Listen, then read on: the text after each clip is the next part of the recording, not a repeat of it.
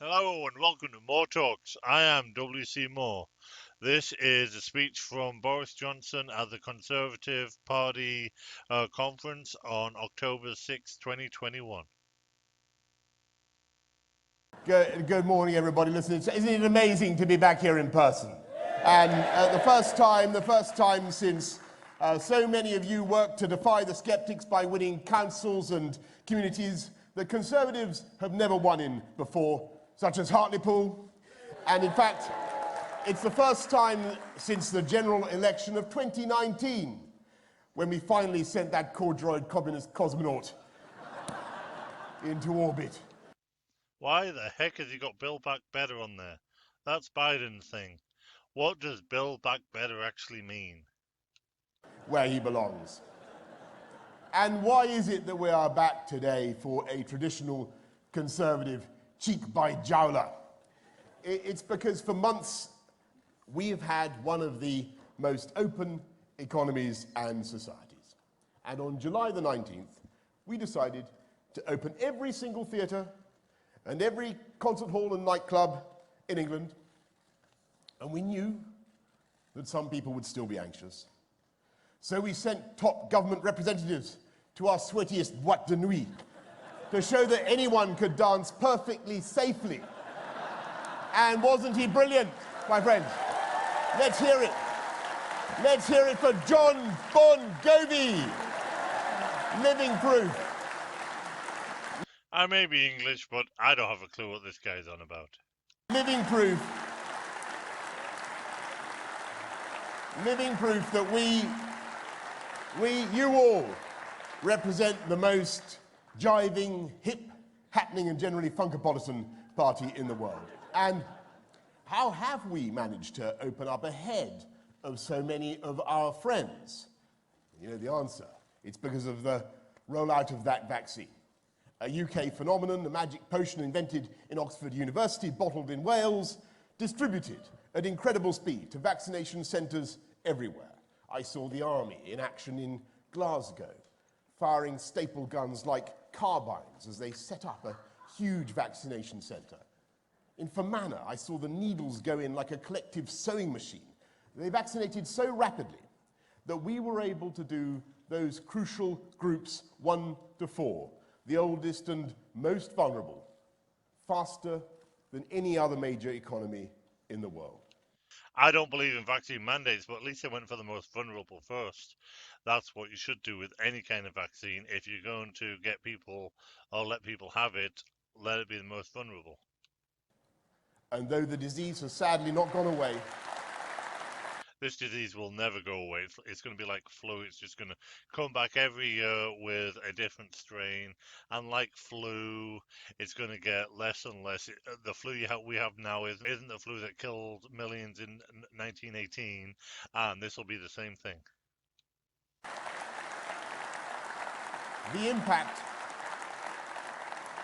The impact on death rates has been astonishing, and I urge you all to get your jabs, because every day our vaccine defenses are getting stronger and stronger. And you, all of you, and everybody watching, you made this rollout possible. You made each other safer. So perhaps we should all thank each other. Go on, try it.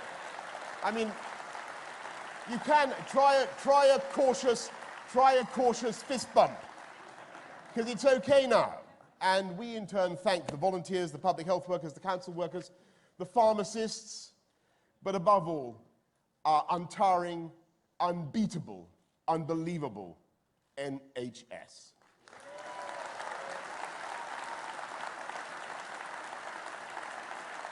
And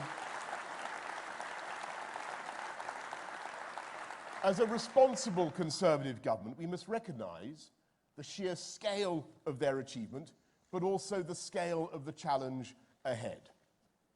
When I was lying in St Thomas's Hospital last year, I looked blearily out of my window at a hole in the ground between the ICU and another much older Victorian section. And amid the rubble of brick, they seemed to be digging a hole for someone or something, or indeed someone, possibly me.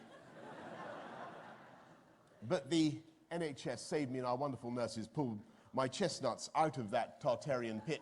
And I went back on a visit the other day, and I saw that the hole had been filled in with 3 or 4 gleaming stories of a new paediatrics unit. And there you have a metaphor, my friends, for how we must build back better now. We have a huge hole in the public finances. We spent £407 billion on COVID support, and our debt now stands at over £2 trillion. And waiting lists will almost certainly go up before they come down. COVID pushed out a great bow wave of cases. People did not or could not seek help. And that... Colin, you've mentioned your debt, but you haven't mentioned how you're going to fix the debt. £2 trillion is a lot of debt. So what are you going to do to pay back? Wave is now coming back. A tide of anxiety washing into every A&E and every GP. Your hip replacement, your mother's surgery. And this is the priority of the British people. Does anyone seriously imagine that we should not now be raising the funding to sort this out? Is that really the view of responsible Conservatives? I can tell you something. Margaret Thatcher would not have ignored the meteorite that has just crashed through the public finances. She would have wagged her finger and said, more borrowing now is just higher interest rates and even higher taxes later. Because she was smart, and hopefully you're going to follow her example. When this country was sick, our NHS was the nurse. Frontline care workers battled against a new disease selflessly, risking their lives, sacrificing their lives. And it is right that this party that has looked after the NHS for most of its history should be the one to rise to the challenge. 48 new hospitals, 50,000 more nurses, 50 million more GP appointments, 40 new diagnostic centres, and fixing those backlogs with real change. Because the pandemic not only put colossal pressure on the NHS, it was a lightning flash illumination. And how are you going to pay for it? You've said what you want to buy, so where's the funding coming from? A problem we have failed to address for decades. In 1948, this country created the National Health Service, but kept social care local. And though that made sense in many ways, generations of older people have found themselves lost in the gap. When COVID broke, there were 100,000 beds in the NHS and 30,000 occupied by people who could have been cared for elsewhere, whether at home or in residential care. And we all know that this problem of delayed discharge is one of the major reasons why it takes too long to get the hospital treatment that your family desperately need. And people worry that they will be the one in 10 to suffer from the potentially catastrophic cost of dementia, wiping out everything they have and preventing them from passing on anything to their families. And we Conservatives stand by those who have shared our values, thrift and hard work, and who face total destitution in this brutal lottery of old age, in which treatment for cancer is funded by the state and care for Alzheimer's is not, or only partly.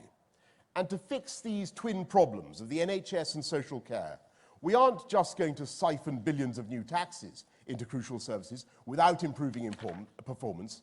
We will use new technology so that there is a single set of electronic records as patients pass between health and social care, improving care and ensuring that cash goes to the front line and not on needless bureaucracy. Electronic records are a great idea, but they have to be protected. You can't have electronic records where hackers can get in and steal people's information. When I stood on the steps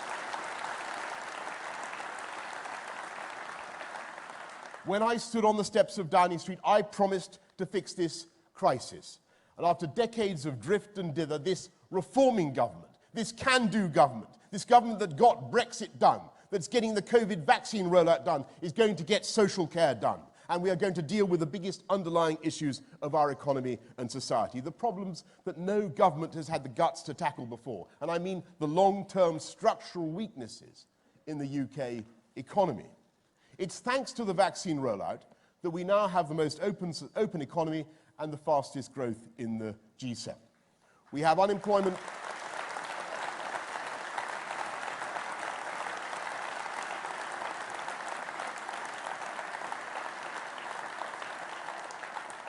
We have unemployment 2 million lower than forecast. We have demand surging. And I'm pleased to say that after years of stagnation, more than a decade, wages are going up faster than before the pandemic began. And that matters deeply because we are embarking now on a change of direction that has been long overdue in the UK economy. We're not going back to the same old broken model with low wages, low growth, low skills, and low productivity, all of it enabled and assisted by uncontrolled immigration. And the answer to the present stresses and strains, which are mainly a function of growth and economic revival, is not to reach for that same old lever of uncontrolled immigration, to keep wages low. The answer is to control immigration, to allow people of talent to come to this country, but not to use immigration as an excuse for failure to invest in people, in skills, and in the equipment, the facilities, the machinery. So far, he's speaking well. That's how it should be. Do the Australian model where you only let people in who are going to help you and the jobs you need. That is a way forward, not just let everybody in.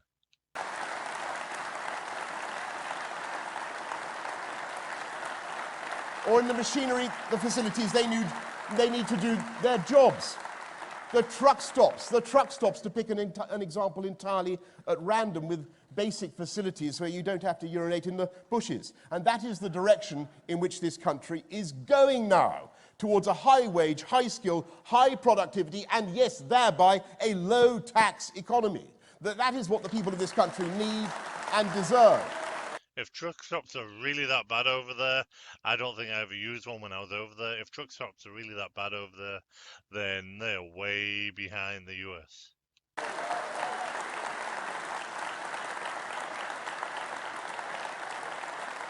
In which everyone can take pride in their work and in the quality of their work. And yes, it will take time, and sometimes it will be difficult, but that was the change that people voted for in 2016. And that was the change that people voted for again powerfully in 2019. And to deliver that change, we will get on with our job of uniting and levelling up across the UK. The greatest project that any government can embark on. Why is it taking you 2 years? I mean, you could say 5 years from 16, but why is it taking you 2 years from 19 to start doing anything? We have one of the most imbalanced societies and lopsided economies of all the richer countries. It's not just that there's a gap between London and the southeast and the rest of the country. There are aching gaps within the regions themselves. What monkey glands are they applying in Ribble Valley? What royal jelly are they eating that they live 7 years longer than the people of Blackpool, only 33 miles away? Why does half of York's population boast a degree and only a quarter of Doncaster's? That is not just a question of social justice. It is an appalling waste of potential. And that's because Doncaster's a dump and York's not a dump. But yes, all the money is in London. That's where all the companies want to go. That's where all the big wages are. It's just like in the US, all the money is in California and New York. It is holding this country back.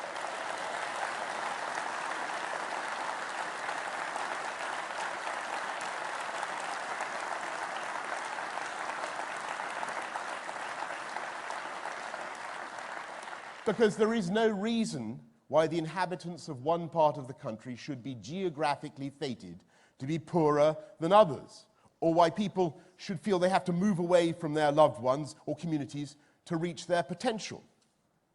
When Thomas Gray stood in that country churchyard in 1750 and wrote his famous elegy as the curfew tolled the knell of parting day, he lamented the wasted talents of those buried around him, the flowers born to blush unseen, the mute inglorious Miltons, who never wrote a poem because they never got to read, the simple folk who died illiterate and innumerate, and he knew that that was an injustice. Let me ask you, maybe you know, where was he standing when he chewed his pensive quill? Anybody know? Correct. He was thank you. He was standing in Stoke Poges.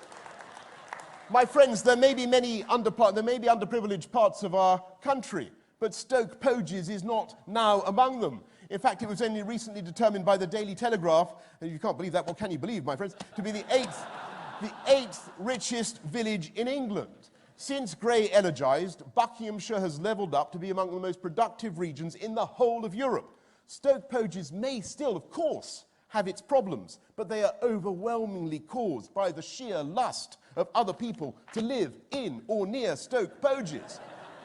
Overcrowded trains, endless commutes, too little time with the kids, the constant anxiety that your immemorial view of chalk downland is going to be desecrated by ugly new homes. And that is why levelling up works for the whole country, and it is the right and responsible policy, because it helps to take the pressure off parts of the overheating southeast, while simultaneously offering hope and opportunity to those areas that have felt left behind.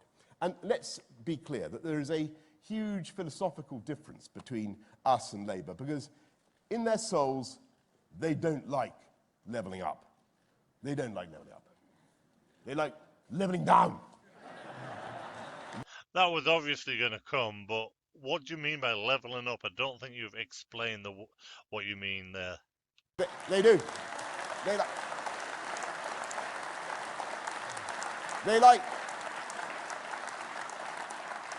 They like decapitating the tall poppies and taxing the rich till the pips squeak, and they dislike academic competition, Latin I hear, and in Islington, I kid you not, I've seen it with my own eyes, they like kids to run races, I've seen this, where nobody actually wins. And I have to tell you, I don't think that is a good preparation for life, let alone for the Olympic Games.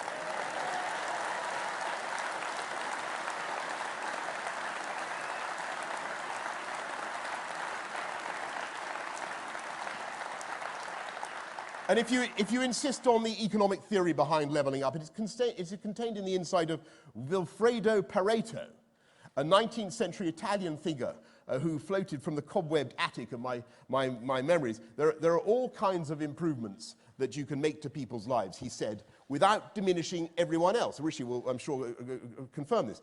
We call these Pareto improvements, right?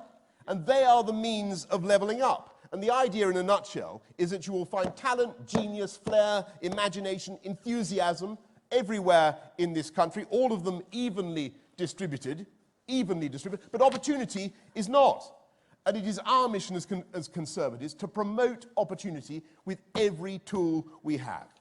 That is the way everyone should be. Promote opportunity everywhere with every tool you have. And it is still a grim fact that in this country, That's right. It's all about opportunity. But it's still a grim fact that in this country, some kids will grow up in neighborhoods that are much safer than others. And some will be, as Pretty was saying, some will be sucked into gangs, some will be at risk of stabbing and shooting, some will get themselves caught in the one-way ratchet of the criminal justice system. Many others will not. And that's why levelling up means fighting crime, putting more police out on the beat, as we are, toughening sentences, rolling up the county lines drugs networks, as we are, 1,100 of them gone already, giving the police the powers they need to fight these dealers in death and misery. That's what we want to do. And what's Labour's answer, by the way? To decriminalise hard drugs, apparently, to let the gangsters off with a caution. This is what the Conservatives used to be about. And it looks like they're going back that way. Tough on crime, tough on the causes of crime. An answer that is straight from the powder rooms of North London dinner parties and nothing to do with the real needs of this country. It's true.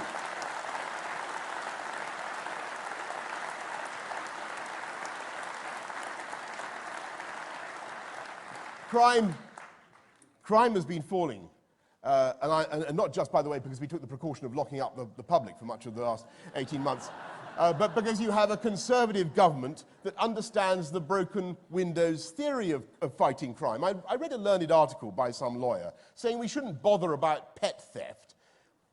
Pet theft? Well, I say to Cruella de Vil QC. If you can steal a dog or a cat, then there is frankly no limit to your depravity. That is so true. If anyone steals my dog, then they better watch out. And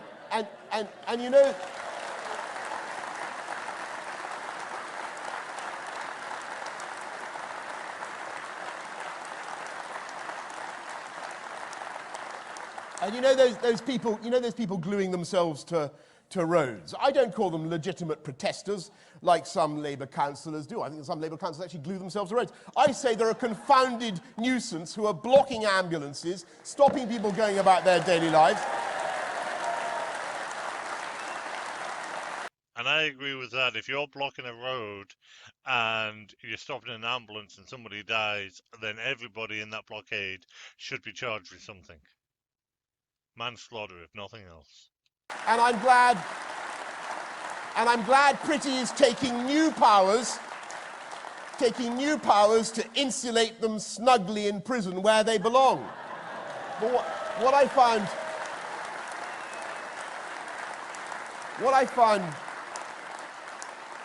most incredible of all was the decision by Labour, now led by lefty Islington lawyers, to vote against tougher sentences for serious sexual and violent offenders. And on behalf of the entire government, I tell you this: we will not rest until we have increased the successful prosecutions for rape. Because too many... That is good. I support that wholeheartedly. If I was back at home, I would be supporting him.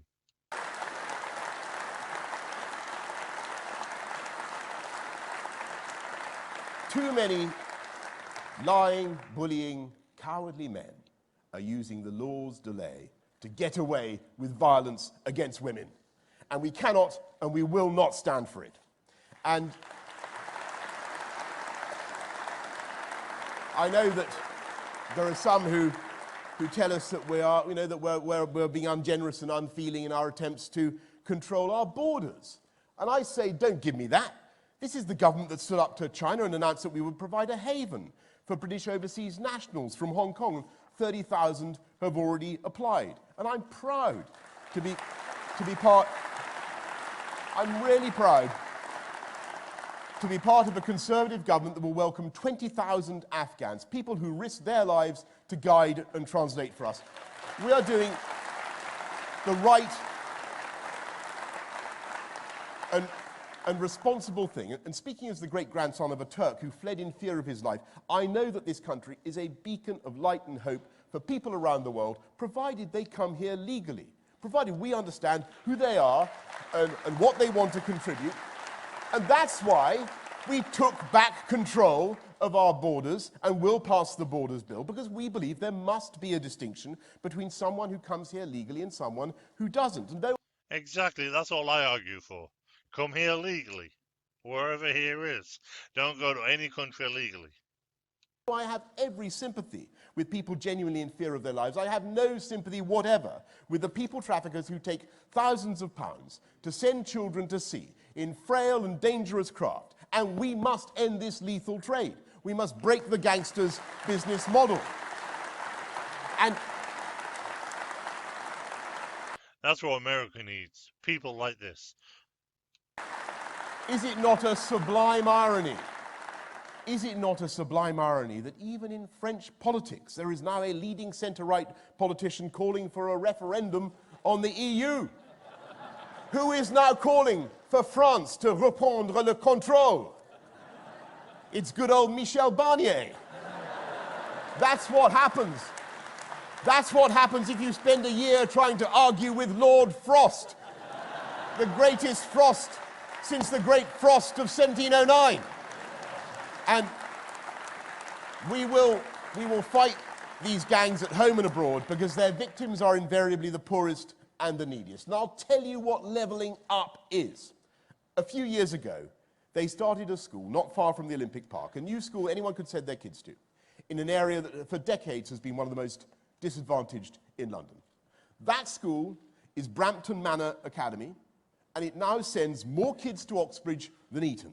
And if you want proof of what I mean by unleashing potential and by levelling up, look at Brampton Manor. And we can do it. There is absolutely no reason why the kids of this country should lag behind, or why so many should be unable to read or write or do basic mathematics at 11. And to level up, on top of the extra 14 billion we're putting into education, on top of the increase that means every teacher starts with a salary of £30,000, we're announcing today a levelling up premium of up to £3,000 to send the best maths and science teachers to the places that need them most. And above all, we are investing... Helping kids like this is the way forward. You need to help kids pass math, science, and everything else. Unlike Oregon, who are now letting kids graduate who can't even read and write. We're investing in our skills. Skills, folks. Our universities are world-beating. I owe everything to my tutors. They're one of the great glories of our economy. That is true. Oxford is the best university in the world. But we all know that some of the most brilliant and imaginative and creative people in Britain, some of the best paid people in Britain, did not go to university. And to level up, you need to give people the options, the skills that are right for them. And to make the most of those skills and knowledge, you need urgently to plug all the other gaps in the infrastructure that are still holding people and communities back. That is true. You can make so much money now as carpenter, plumber, electrician. You don't need to go to college. You just need to be given the opportunity. And yes, I agree with Boris Johnson totally here, and I have not agreed with him for years. As I've been saying over this wonderful conference to you, when I became leader of this party, there were only, can you remember, what percentage of households had gigabit broadband when you were so kind as to make me leader? 7. You've been paying attention, some of you. It's 7%, only 7%. They're absolutely right. And what will it be by the new year? Actually, I'm told now it's 68% by the new year. And thanks to Rishi's super deduction, the pace is now accelerating massively as companies thrust the fibre optic vermicelli in the most hard-to-reach places. And it's wonderful. For years, the SNP leader at Westminster, Ian Blackford, has been telling the Commons that he is nothing but a humble crofter on the Isle of Skye.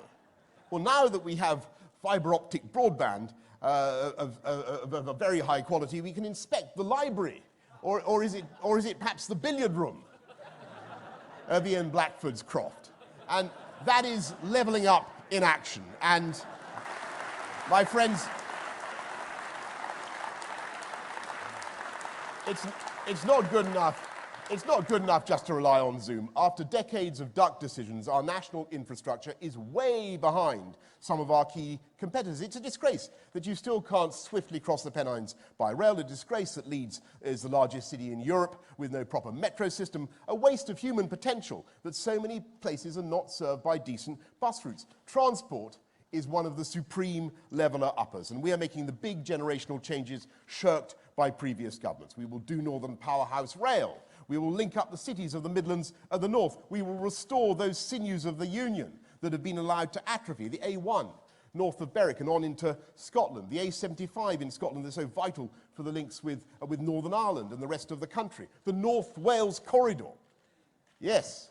And we will invest in our roads, unblocking those coagulated roundabouts and steering wheel bending traffic lights, with putting on 4,000 more clean, green buses made in this country, some of them running on hydrogen. And as we come out of COVID,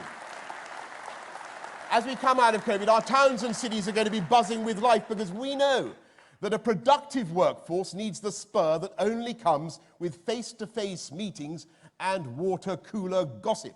If young people are to learn on the job in the way that they always have and must, we will and must see people back in the office. And that is why... That is true, but I'm not sure how well these carbon-free buses will run. But if that's what they're doing now, then good on them. I'm not against anything like that. I'm just against forcing people to do things like that. And that is why we are building back better. That is why we are building back better with a once-in-a-century £640 billion programme of investment. And by making neighborhoods safer, by putting in the gigabit broadband, by putting in the roads and the schools and the healthcare, we will enable more young people everywhere to share the dream of home ownership, the great ambition of the human race that the left always privately share but publicly disparage. And we can do it. Look at this country from the air. Go on Google Maps.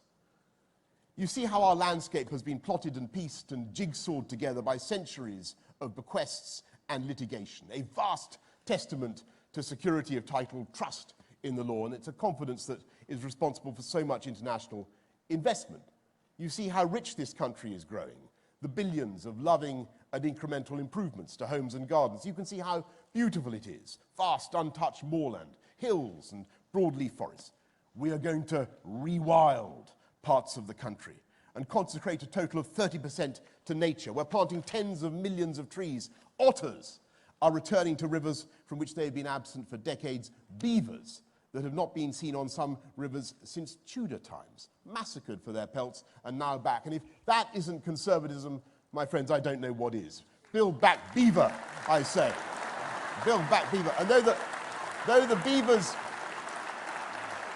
beavers may sometimes build without local authority permission, you can also see how much room there is to build the homes that young families need in this country, not on greenfields, not just jammed in the southeast, but beautiful homes on brownfield sites in places where homes make sense.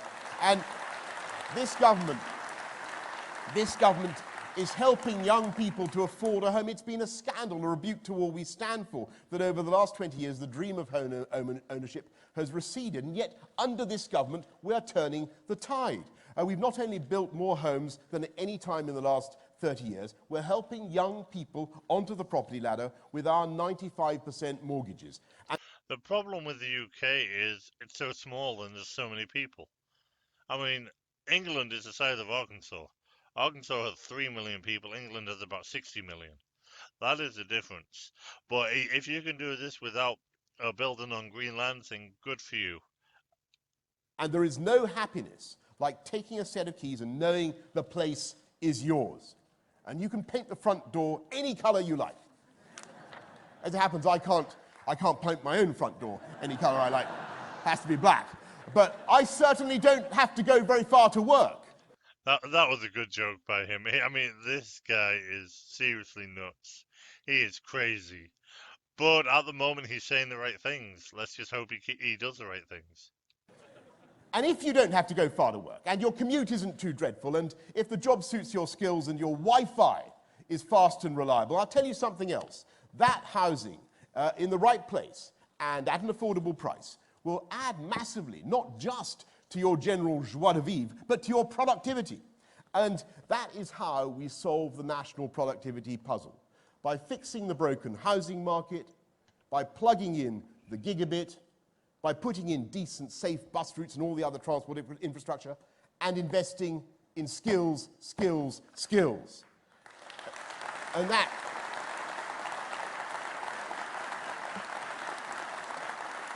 The problem is in the UK, we've heard all these calls before and not much happens. So again, as I said, we'll see what he actually does. And that, by the way, is how we help to cut the cost of living for everyone, because housing, energy, transport are now huge parts of our monthly bills. And it's by fixing our broken housing market, sorting out our energy supply, more wind, more nuclear. Well done. Nuclear, that is way. Forget wind, Boris. Nuclear is a way forward. It's the cleanest energy out there. Becoming less dependent on hydrocarbons from abroad. By putting in those transport links, we will hold costs down and save you money, and we will make this country an even more attractive destination for foreign direct investment. We're already number one. Look at the Nissan investment in Sunderland, the Pfizer vaccine manufacturing centre that's coming to Swindon. And with these productivity gains, we will turbocharge that advantage and help businesses to start and grow everywhere. So let me come now. How long do these COVID people think the COVID vaccine is going to be around if they're building new factories to make these COVID vaccine? That's showing you there that they'll never cure it because they want to keep on making money from it. To the punchline of my sermon on the vaccine. It was not the government that made the wonder drug. It wasn't brewed in the alembics of the Department of Health. It was, and of course it was Oxford University, but it was the private sector that made it possible. Behind those vaccines are companies and shareholders and, yes, bankers. You need deep pools of liquidity that are to be found in the City of London. It was capitalism that ensured we had a vaccine in less than a year. And the answer, therefore, is not to attack the wealth creators, it's to encourage them, because they are responsible for the aggregate increase in the country's wealth that enables us to make those Pareto improvements and to level up everywhere. That is so true. So why have you gone with the rest of the world on a minimum 15% corporate income tax or corporate tax? You just said you need to back these rich people. Back them by letting them pay less taxes. They'll hire more people who'll pay taxes, and you get more money in the end. And to rub home my point, it is not just that vaccination has saved more than 120,000 lives.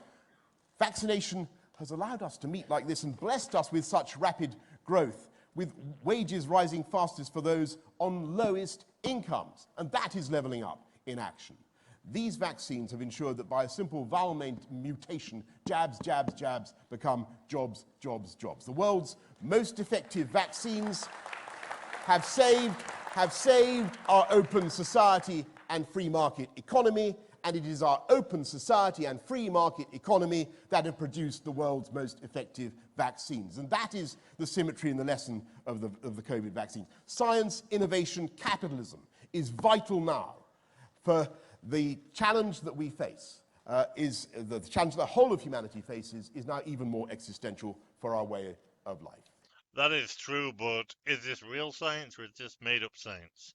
There are so many lies being told about COVID on both sides that you never know what's what, and scientists are arguing for both sides that you don't know what's true and what's not true. In just a few weeks, this country will host the summit of our generation in Glasgow, when the resolve of the world is put to the test. Can we keep alive the ambition of Paris to stop the planet heating by more than 1.5 degrees? Well, this is stupid because all the world leaders are going to go to one city to talk about climate change. Well, how are they going to get there? They're all going to fly there. What about these Zoom calls nowadays? Then people can stay at home, not use that carbon or fossil fuels or whatever you're saying is causing this issue, and it looks better. People like me who don't believe that global warming is going to destroy the world, then you're not helping us believe because you don't seem to believe it. Government can't do it alone, and taxpayers certainly can't do it alone. The other day I took a boat out into the Murray Firth to see this aquatic forest of white turbines towering over the water like the redwoods of California, and you have no idea of their size until you see them up close. The deceptive speed of their wings, twice the diameter of the London Eye, and their tips slicing through the air at more than 100 miles an hour. And I met the young men and women, apprentices, who had moved straight across from the world of oil and gas. And they had the same excitement at working amid winds and waves and being able to see whales and dolphins from the office window. But they had that extra satisfaction that goes with knowing you're doing something to save the planet and get Britain to net zero by 2050. And that is the symmetry represented by these giant windmills, massive and innovative private sector investment and a government taking the tough decisions to make it possible. And that's the difference between this radical and optimistic conservatism and a tired old Labour. Did you see them last week? Did you watch them last week in Brighton? Windmills are garbage, though. Windmills are not the way forward. Nuclear is. Forget the turbines, go nuclear. Hopelessly divided, I thought they looked. Their leader, like a seriously rattled bus conductor, pushed this way and that by a, not that they have bus conductors anymore, unfortunately, but like a seriously rattled bus conductor pushed this way and that by a Corbynista mob of sellotape spectacled sans-culottes, or the skipper of a cruise liner that's been captured by... Why don't you just go with what you're promoting and quit calling the other side names? We don't want to hear that. We don't want to hear you bickering. Just tell us what you have. I'll listen to what they have, and then I can decide. By Somali pirates, desperately trying to negotiate a change of course and then changing his mind. And remember Labour's performance during the pandemic, flapping with all the conviction of a damp tea towel. They refused to say that schools were safe. They would have kept us in the European Medicines Agency and slammed the brakes on the vaccine rollout. The Labour leader attacked the vaccine task force for spending money on outreach to vaccine-hesitant minority groups when it's hard to think of any better use of public money. And let's forgive him on the basis he probably didn't know what he was talking about. But again, rudeness is not the way forward. In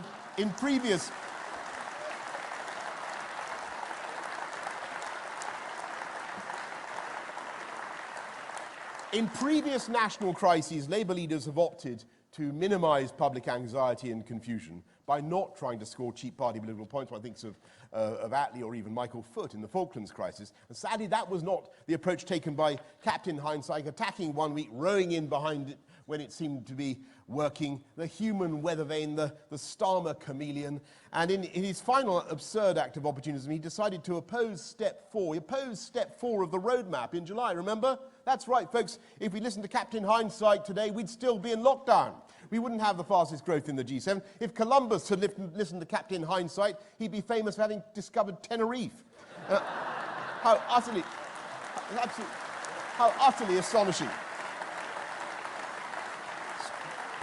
How utterly astonishing.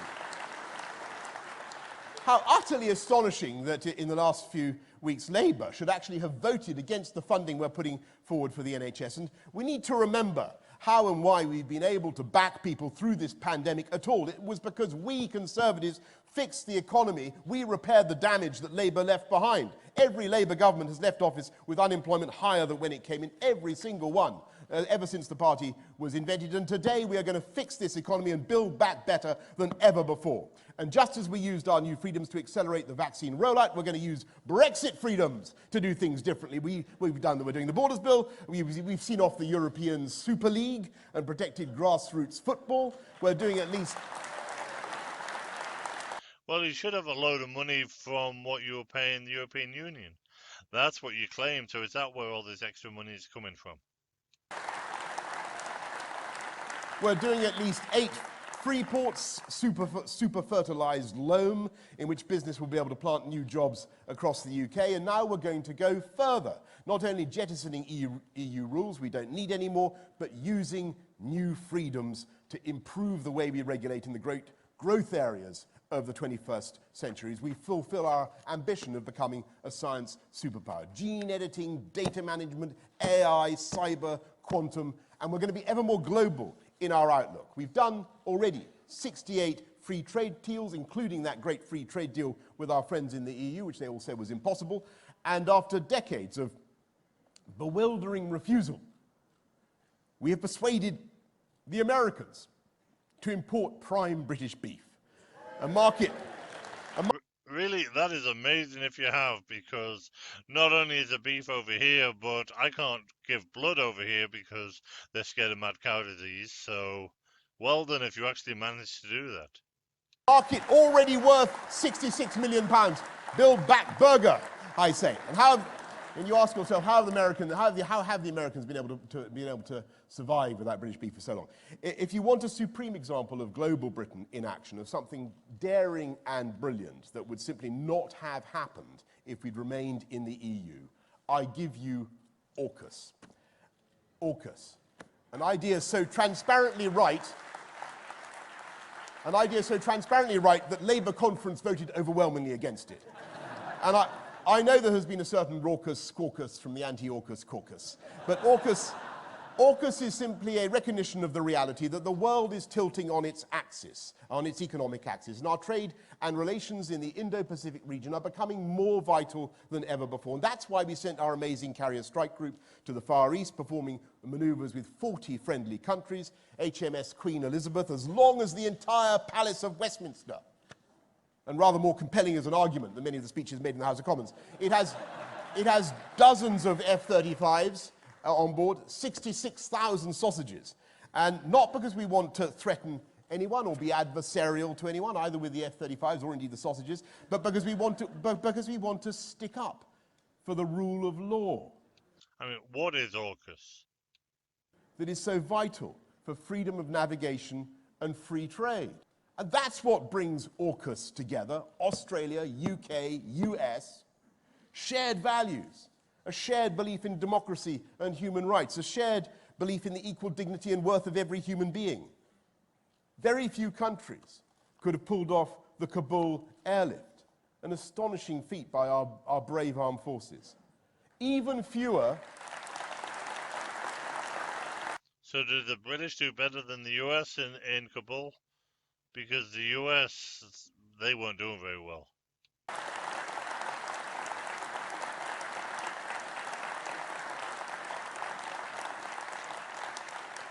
Even fewer have the same moral priorities. No other government brokered a deal such as this government did with AstraZeneca, so that the Oxford vaccine has been distributed at cost around the world. More than 1 billion low-cost vaccines invented in Britain, saving millions of lives.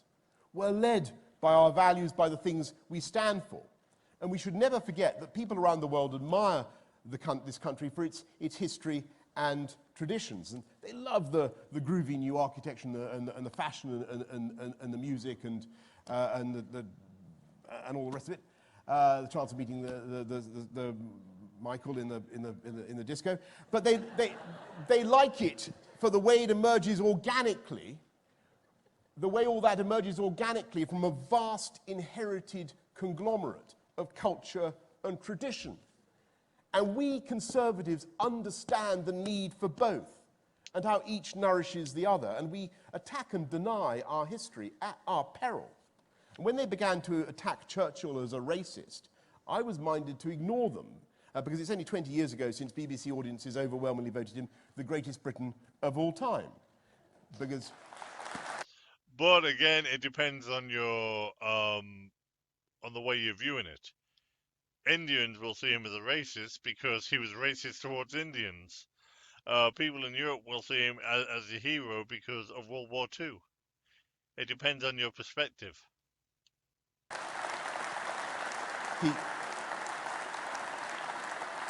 He helped to defeat a regime, after all. He helped to defeat a regime, after all, that was defined by one of the most vicious racisms the world has ever seen.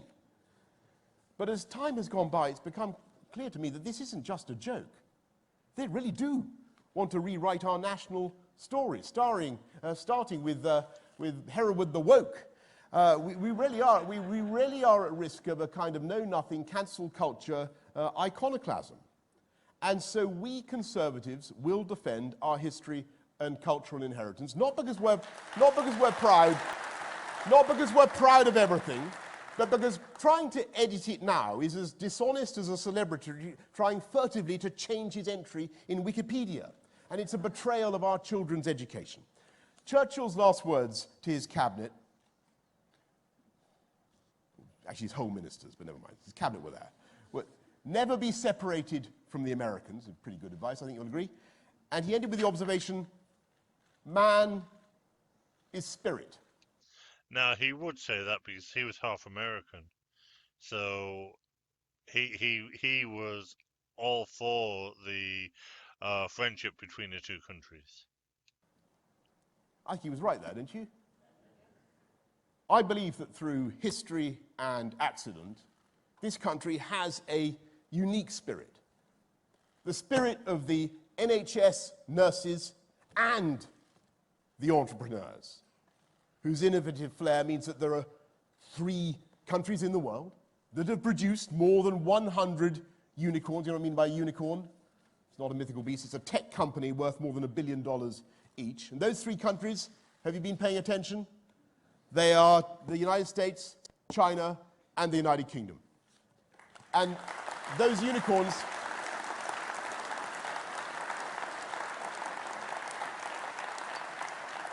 Those unicorns are now dispersed around the United Kingdom in a way that is new to our country. It's fantastic to see that levelling up. And we need the spirit of the NHS nurses and the entrepreneurs because each enables the other. And I mean the spirit of the the footballers who took England into the final of a major knockout tournament for the first time in the lives of the vast majority of the people of this country, and probably, looking around at all you young thrusters, the majority of the people in this room. The indomitable spirit of Emma Raducanu, her grace and her mental resilience. Now, she did an amazing job. The only qualifier to ever win an Open. When the game was going against her, because that is what counts. The spirit of our Olympians. It's an incredible thing to come yet again in the top 4. A formidable effort for a country that has only 0.8% of the world's population, in spite, Jacob, of all our best efforts. But some of us. But when we come second, but the point is that when we come second in the Paralympics as well, that shows our values. Not only the achievement of those elite athletes, but a country that is proud to be a trailblazer, to judge people not by where they come from, but by their spirit and by what is inside them.